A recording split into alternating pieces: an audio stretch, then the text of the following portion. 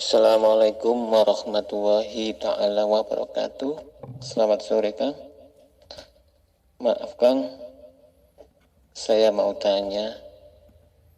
Ada satu ayat yang menerangkan tentang insan itu rahasiaku dan aku itu rahasia insan sendiri. Gimana itu Kang? Monggo Kang dijelaskan Kang. Terima kasih. Assalamualaikum warahmatullahi ta'ala wabarakatuh. Assalamualaikum warahmatullahi wabarakatuh. Bismillahirrahmanirrahim.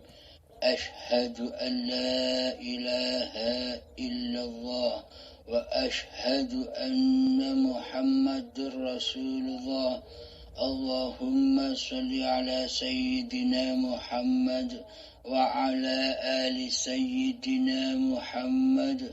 Rabbi shrah li sadri wa yassir li amri wahlul 'uqdatam min lisani yafqahu qawli. Amin. Bismillahirrahmanirrahim. Alhamdulillahi rabbil alamin. Pertanyaan Kang Uhwan dari Gresik. Mohon maaf baru kami balas malam ini. Bismillahirrahmanirrahim. Al-insanu sirri wa ana sirruhu wa sirri sifati wa sifati li ghairihi. Artinya, insan itu rahasiaku dan aku rahasia insan. Rahasia itu sifatku. Sifatku tiada lain adalah aku. Bismillahirrahmanirrahim. Ada ayat lagi. Muhammad, jangan kamu membahas tentang roh. Karena roh itu adalah rahasiaku. Selagi manusia masih erat kewujudan diri manusianya, selagi manusia masih wujud diri Muhammadnya, yakni kemanusiaannya, maka ia tidak akan pernah tahu siapa yang menghidupi dirinya. Maksudnya, mereka tahu, manusia sama-sama pada tahu bahwa aku ini hidup karena dihidupi Allah. Akan tetapi, kenyataannya di dalam hati kita selama ini tidak demikian. Karena yang merasa wujud dan yang merasa hidup selama ini adalah diri manusianya. Bagaimana mungkin hidup ini Allah? Bagaimana mungkin manusia beriman bahwa hidup ini Allah? Sementara Allah ditiadakan. Sementara Allah digaibkan di hati kita. Berarti yang wujud dan yang hidup di dalam hati kita kan diri manusianya, bukan Allah selama ini. Nah, itu yang dimaksud al-insanu sirri. Manusia itu adalah rahasiaku dan aku rahasia insan. Jadi manusia bila belum mengenal siapa hakikat diri sejati manusianya yang tak ada, yang tak hidup, yang tak kuasa, yang buta, yang tuli, yang bodoh, dan yang bisu, maka selamanya manusia akan tetap menjadi Tuhan, akan tetap menjadi Allah.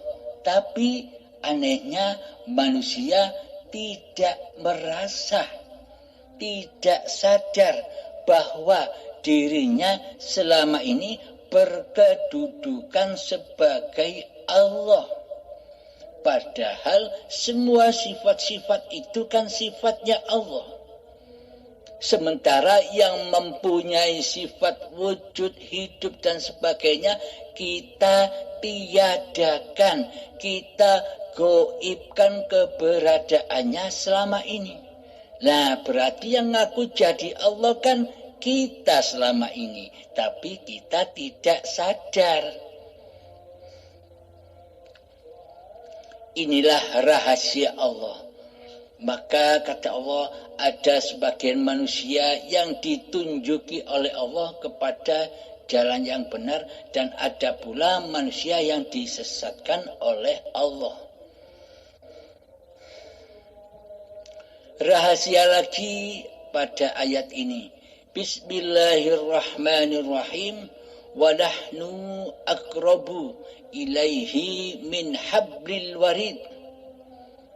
Dan aku dan kami lebih dekat kepadamu daripada urat nadimu, daripada urat lehermu. Apa maknanya? Allah memang lebih dekat kepada kita semua daripada kita sendiri.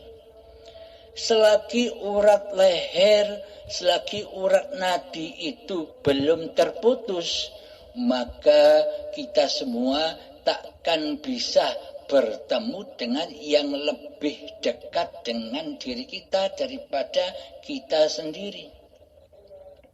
Maka dari itu, bila wujud dan hidup ini masih diakui sebagai wujud dan hidup manusianya, maka selamanya manusia akan buta kepada yang lebih dekat kepadanya, yakni Allah. Bila mata hati kita buta, meskipun dibungkus dengan amal ibadah yang sedemikian banyaknya, meskipun dibungkus dengan sholat, meskipun dibungkus dengan ibadah, meskipun dibungkus dengan puasa, akan tetapi selamanya seluruh sholat, ibadah dan puasa itu hanya untuk diri manusianya sendiri. Yakni semuanya diakui sebagai miliknya manusia. Yakni hati selalu berpraktek linafsi, milikku hamba. Karena yang jadi Tuhan hambanya, bukan Allah. Bila yang jadi Tuhan itu Allah di hati kita, pasti praktek hati akan berpulang kepada lillahi ta'ala. Bila Allah yang menjadi Tuhan kita, bila Allah yang mempergerakkan seluruh gerakan badan kita, bila Allah yang mensolatkan kita, bila Allah yang mengibadahkan kita, bila Allah yang mempuasakan kita, maka seluruhnya akan lillahi ta'ala. Bukan perbuatan manusianya, bukan aku manusianya yang bisa sholat, yang bisa ibadah, dan yang bisa puasa. Semuanya adalah Allah dan milik Allah di alam lillahi ta'ala. Maka dari itu, ketika urat nadi dan urat leher ini belum terputus, maka manusia selamanya akan berada di lembah kedustaan, di lembah anar, selalu panas hatinya, digodok oleh cinta dunia. Karena mata hatinya buta, picek, yang dipandang hanya dirinya sendiri dan dunia, maka diperbudaklah manusia itu oleh hawa nafsu iblis dan setan yang menaunginya. Karena iblis dan setan itu selalu menyesatkan manusia. Meskipun dibungkus ibadah dan sholat, meskipun dibungkus berpuasa, akan tetapi setan dan iblis itu selalu mengajak, mengaku-akui bahwa itu sholatmu, bahwa itu ibadahmu, bahwa itu puasamu. Hamba tak ada urusan dengan Allah. Karena Allah selama ini kita gaibkan, kita rahasiakan. Yang kita nampakkan, yang kita wujudkan di hati kita adalah diri manusia kita sendiri. Ya, iblis setannya adalah diri manusia kita sendiri.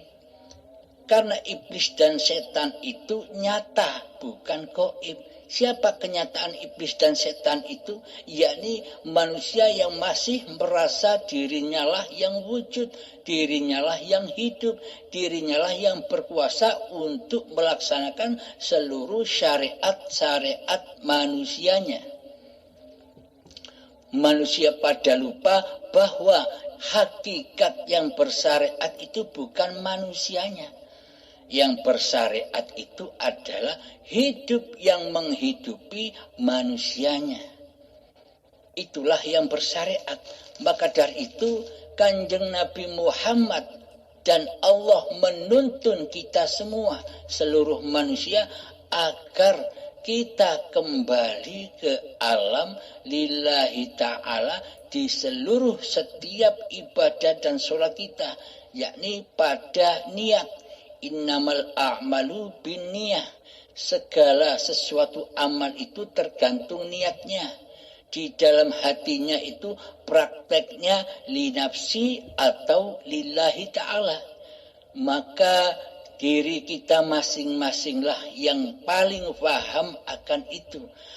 Hati kita sendirilah yang paling paham menghisap untuk itu. Hati kita sendirilah yang bisa mengecek semua itu. Dicek hati kita ini masih wujud manusianya ataukah sudah wujud Allahnya yang mentuhani badan-badan ini, yang mentuhani seluruh peribadatan dan sholat ini, yang mentuhani puasa ini. Selama yang mentuhani masih diri manusianya, inilah kekufuran, inilah kedustaan, inilah persekutuan. Hamba mensekutukan Allah dengan diri manusianya. Karena selama ini hamba masih berkedudukan, berposisi sebagai Allah di hatinya. Karena Allahnya gaib, maka yang jadi Allah adalah diri manusianya sendiri dengan sifat-sifat Tuhannya. Inilah manusia-manusia yang tidak tahu diri. Kepada diri manusianya saja tidak mengenal, tidak makrifat, apalagi kepada diri Tuhannya, apalagi bermakrifat kepada Tuhannya. Kepada diri manusianya sendiri saja tidak bermakrifat, apalagi bermakrifat kepada Allah. Jalan untuk bermakrifat, jalan untuk mengenal Allah itu adalah mengenal makrifat kepada diri manusianya. Maka dari itu, putuslah urat nadi dan urat leher itu. Maksudnya, putuskanlah, persembahkan kembali, abdikan kembali bahwa wujud dan hidup ini adalah Allah. Dohir batinnya Allah. Ketika urat nadi dan urat leher sudah terputus, ketika manusia sudah makrifat kepada diri kemanusiaannya, bahwa diri manusianya itu adalah bersifat di dalam sifat muhalnya Allah. Adam, manusia tidak ada. Al-maut, manusia itu mati. Itulah sifat sejati diri manusianya. Bila manusia sudah menyadari, bila manusianya sudah memakrifati hakikat diri manusianya, maka kenalah manusia dengan Tuhannya. Oh, berarti selama ini yang wujud hanya Allah. Oh, berarti selama ini yang hidup hanya Allah. Inilah manusia yang sudah makrifat kepada diri dan Tuhannya. Maka dari itu, ketika urat nadi ini masih kita akui sebagai kehidupan manusia kita, selamanya kita tak akan pernah tahu siapakah yang lebih dekat dari urat nadi kita, yakni Allah lah yang menghidupi manusia. Contoh lagi, wallahu khalaqakum wa ma ta'malun. Allah lah pencipta diri manusiamu, dan Allah lah pencipta apa-apa yang kamu perbuat. Selama ini manusia merasa dirinya yang berkuasa atas seluruh perbuatan badaniahnya. Inilah syariatun nas. Ketika manusia merasa bisa beribadah, inilah syariatun nas. Ketika manusia merasa bisa sholat, inilah syariatun nas. Ketika manusia masih merasa berkuasa untuk berpuasa Ramadan, inilah syariatun nas. Karena yang mentuhani atas seluruh syariat-syariat badannya masih dikuasai oleh kehidupan manusianya. Inilah semua amal inilah yang dikatakan oleh Allah amal yang fana, amal yang hancur lebur. Karena apa? Karena kiblatnya amal ini adalah kepada kewujudan diri manusianya lah yang merasa beramal, yakni hati masih berpraktek linafsi, amalku hamba. Padahal di dalam sholat 5 waktu kita sering diingatkan oleh Allah. Selain dari niatan ibadah, yakni lillahi ta'ala, di sholat 5 waktu kita sering diingatkan, inna sholati wa nusuki wa mahyaya wa mamati lillahi rabbil alamin. Sesungguhnya sholatku, sesungguhnya ibadah-ibadahku, dan sesungguhnya hidup dan matiku adalah milik Allah, bukan milik manusianya. Bila kita masih merasa memiliki kehidupan ini, bila kita masih merasa menguasai, memiliki sholat-sholat yang kita kerjakan, bila kita merasa sebagai pemilik ibadah dan puasa yang kita kerjakan, inilah yang dimaksud amal yang fana, amal yang hancur terbakar di dalam hawa nafsu manusia itu sendiri, yakni terakui oleh hambanya yang bisa mengerjakan semua itu. Karena selama ini manusia mensekutukan Allah dengan dirinya di hatinya. Dikira yang hidup itu manusianya, Allah itu mati. Dikira yang wujud itu manusianya, Allah gaib. Seluruh posisi Allah sudah diambil oleh manusianya selama ini. Inilah yang dimaksud manusia belum menyadari bahwa selama ini manusianya lah yang berposisi sebagai Allah di hatinya. Semua itu terjadi karena manusia belum bermakrifat kepada hakikat diri sejati manusianya. Tidak tahu dirinya sendiri. Maka dari itu al-insanu syirri, rahasia, wa anasiruhu, yang menjadi rahasia manusia adalah ya Allah itu sendiri. Ketika urat nadi sudah putus, maka dari itu syarat utama, syarat yang tidak bisa ditinggalkan untuk berjumpa Allah itu adalah lewat pintu kematian. Orang-orang yang sudah mati itulah yang sudah berjumpa dengan Tuhannya. Jika manusia kita masih erat kewujudan diri manusianya, jika manusia kita masih merasa hidup ini hidup manusianya, berarti manusia itu masih menjadi raja di bumi ini. Di bumi ini kita didatangkan oleh Allah sebagai khalifah, sebagai wakil, bukan sebagai ketua.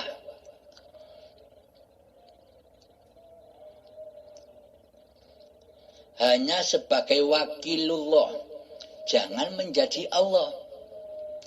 Akan tetapi selama ini praktek hati kita bagaimana? Kita diwakili oleh Allah, apa kita yang mentuhani Allah? Coba kita hayati, coba kita tafakuri. Manusia itu diperintah hanya sebagai wakil, yang mana wakil itu tunduk patuh kepada perintah ketuanya. Akan tetapi kebalikannya, manusianya menjadi ketua dan Allah disuruh menjadi wakil, malah Allah digoibkan di hati kita selama ini. Betul tidak? Nah, marilah kita sadari, marilah kita makrifati diri manusia ini. Yang sejatinya diri manusia ini hakikatnya tiada, hakikatnya gaib. Yang wujud dan yang nyata itu, yang hidup itu ya Allah sendiri dengan sifat-sifatnya. Al-insanu sirri wa ana sirruhu wa sirri sifati wa sifati li ghairi. Insan itu rahasiaku dan aku rahasia insan. Rahasia itu sifatku, sifatku tiada lain adalah aku. Ketika di dalam hati kita yang muncul, yang wujud, yang hidup masih aku hambanya, aku manusianya, inilah aku yang fana, aku yang hancur, aku yang dusta. Karena tanpa Allah, karena tanpa hidup, apakah ada aku? Adanya kata aku itu kan karena adanya hidup yang menghidupi badan ini. Selama ini kita buta akan akunya Allah. Kita selama ini berkiblat kepada aku diri manusianya. Ketika aku diri manusianya masih wujud dan hidup di hati ini, maka seluruh apapun yang dilakukan, meskipun terbungkus dengan amal-amal ibadah, selagi aku manusianya yang melakukannya, inilah alam fana, inilah alam dunia. Bagaimana agar akunya Allah nyata di hati kita? Maka matikanlah diri kita. Itu syaratnya bila ingin bertemu dengan hayatullah. Maka lengserkan dulu kehidupan diri manusia kita. Kembalilah lagi, tahu diri lagi bahwa manusia itu tidak punya sifat hidup. Yang punya sifat hidup adalah hidup yang menghidupi manusia. Bila manusia punya sifat hidup, maka manusia tak akan pernah mati. Bagaimana mungkin bila manusia punya hidup itu harus mati? Karena hidup itu tak akan pernah mati. Kenyataannya seluruh manusia sejak Nabi Adam sampai hingga saat ini semuanya mati. Karena apa? Memang hakikatnya mati. Dari yang mati kembali mati. Jika Allah dari hayatullah kembali hayat. Hidup tetaplah hidup. Wal awalu wal akhir. Allah lah yang wujud, yang awal dan yang akhir. Hambanya lah yang goib, yang awal goib, akhir pun juga goib. Saat inilah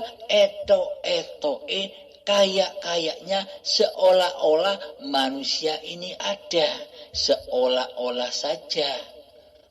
Bagi manusia yang belum tahu dirinya, ya dikira manusianya lah yang wujud, manusianya lah yang hidup. Sedang Allah goib, Allah mati di hatinya. Seolah-olah demikian. Memang benarlah Allah lah penguasa panggung sandiwara dunia ini. Bila kita menyadari bahwa yang ada di alam semesta ini hanya Allah, maka kita akan tahu filmnya kehidupan ini. Bahwa yang mengadakan pagelaran di dalam kehidupan kita ini hanyalah Allah. Bila kita sudah beriman kepada Allah bahwa seluruh keadaan apapun tidak akan terjadi kecuali dengan izin Allah. Bila kita sudah menyadari hal itu, maka hati kita tak bakal tersiksa, tak bakal panas menghadapi seluruh keadaan apapun yang kita hadapi. Karena kita selama ini sudah menyadari bahwa diri manusia ini tidak hidup sendiri. Adanya diri manusia ini karena dihidupi, diperankan, diperjalankan oleh penciptanya. Sedang manusia hanyalah wakil-wakil Allah. Al-insanu sirri wa ana sirhu. Jadi dibalik wakil-wakil Allah itulah Allah. Bisa dipahami?